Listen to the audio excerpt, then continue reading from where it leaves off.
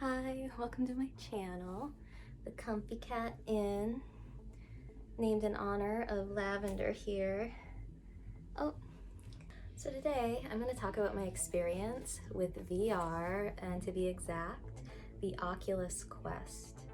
Now, what I've really liked about this headset is the fact that it just made VR a little more accessible. You don't need a big gaming computer, you don't need to be tethered. It's all just this one piece, and it really simplified VR enough for me to want to dive in and get a system. So one of my favorite things about it is how immersive it is. It really feels like being in the video game. And I'm going to talk a little bit about some of my favorite games. My absolute favorite so far has been The Room, which is an amazing puzzle game. It kind of reminds me of an old game from the 90s that I loved to play called Myst. I don't know if any of you out there remember that, but it was a PC game back in the 90s, great puzzle game, great atmosphere, and this is very reminiscent of that. It has a very magical quality to it, and I absolutely love the Egyptian art. This game is stunning, and I had so much fun playing it. The puzzles are difficult enough to really challenge you, but it's not to the point where you're getting stuck all the time. It has a really great flow to it, so I would recommend that game for anyone just starting out with VR that likes puzzle games. And it has a little bit of a scary factor, but it's not too scary, which I really like about it. A lot of ghostly apparitions in part. And I don't want to be too much of a spoiler, but that was probably my favorite so far. And I'm currently playing The Exorcist, which isn't quite as scary as I thought it would be. And for some reason, I never get motion sickness when I play VR, but when I play that game, I get nauseous every single time. And it might be because instead of teleporting like you do in some games, you actually move through the environment by using the controller, so it feels like you're gliding. So I think that gives me a little bit of motion sickness. No? Maybe I'll put the doll. Oh my god. Another game that I've really enjoyed so far is Synth Riders. It's one of those rhythm games, kind of like Beat Saber, which I've tried and enjoy, but I actually just own Synth Riders. I play that for exercise sometimes. It just gives you kind of a nice light cardio workout, and it's fun. That's probably the game I end up playing the most in my collection. Another one that I have found kind of difficult, but is a really cute game is Moss, and you're controlling this cute little mouse through this fairy tale world. That one's adorable. I highly recommend it. So now that I've talked about some of the games that I've played, I want to talk about my experience with Oculus. So as you've noticed, I have the old version, and right after I bought this, I had no idea. I probably should have researched it more. The Oculus Quest 2 came out, and it was a much better deal and supposedly has a lot of improvements, though I have heard that some people do prefer the older version for various reasons I'm not going to get into right now. I don't want this to end up sounding like too much of a rant. Oh, there's Lavender. She's messing with my setup.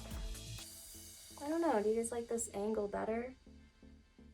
So one thing I really do need to mention though is I had a bit of a problem with my Quest about just a few months into owning it, and it's something that I've heard a lot of people have experienced. I've found forums full of people with this same problem, but no matter what I do, no matter what I try,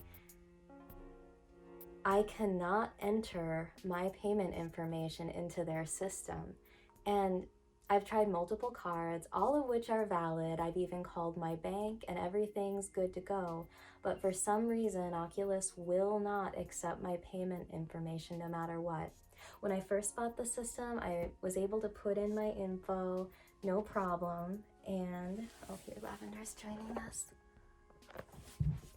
So I was able to put in, oh, there she goes again. When I first set up my system, it was no problem. They accepted my card and I had my PIN, and I was able to buy multiple games in this way. But for some reason, a few months in, they had deleted my payment information and asked me to put it in again, which of course I did, and that's when I ran into the problem. I get the same error message every time. Unfortunately, I then found out that their customer service is not very helpful. They seem as if they intend to help, but they just don't know how. So they were never able to resolve my issue, and I still cannot buy games on my account. I'm guessing that it might have something to do with having linked my Facebook account and a discrepancy in the name on my Facebook account and my credit card, but Oculus cannot confirm one way or another if that's the problem. So it's just been a terrible runaround, and unfortunately I'm unable to buy new games for my headset.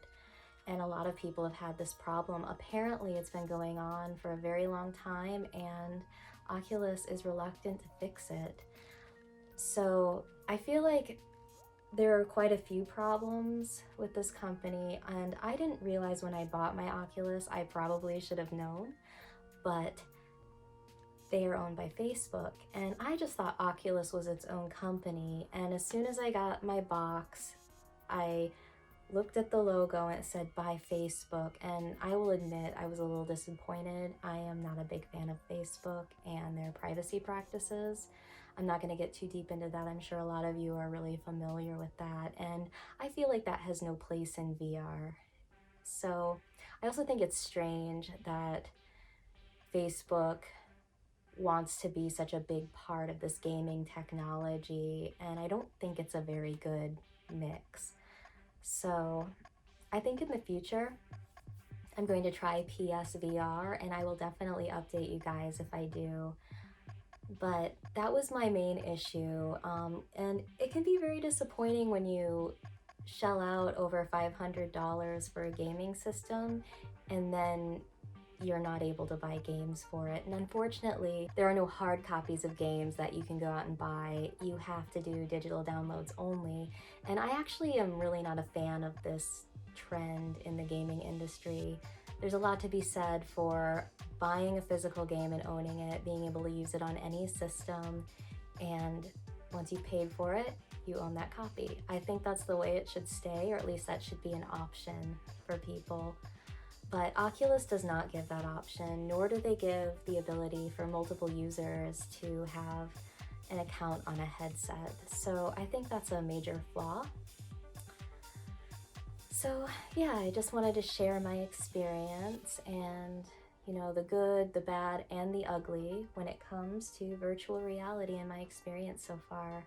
I'm really hoping that another good alternative comes out soon. I'd like to see the way the industry evolves. I'm really hoping that they come out with something affordable like Oculus that is also owned by a company that has great customer service and really understands gaming. Maybe PSVR is just going to end up being the front runner in the future. That's my guess, as far as more affordable and accessible systems. So we'll see, but that's just my take.